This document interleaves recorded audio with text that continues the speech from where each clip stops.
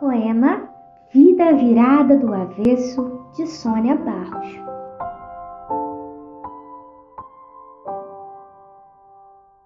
Ao som do silêncio de uma sonata, o homem que nunca foi menino, por ter nascido velho por dentro, sem meio nem começo, sente que virou coisa.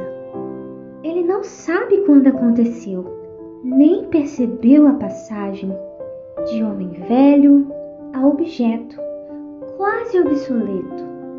Não fosse o desejo pulsante, grito intrínseco entre acordes, adágio quase andante na partitura do corpo.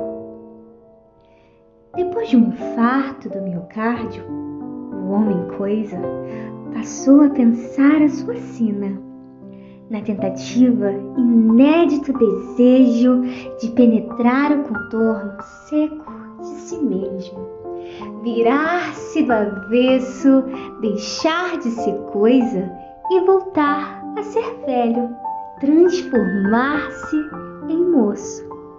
Ao som alegre de uma sonata, amanhecer menino e afagar pela primeira vez um cachorro.